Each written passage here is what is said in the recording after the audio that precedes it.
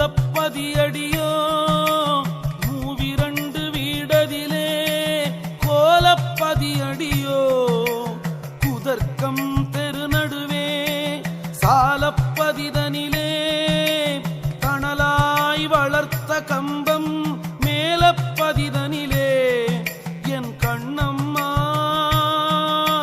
விளையாட்டை பாரேனோ.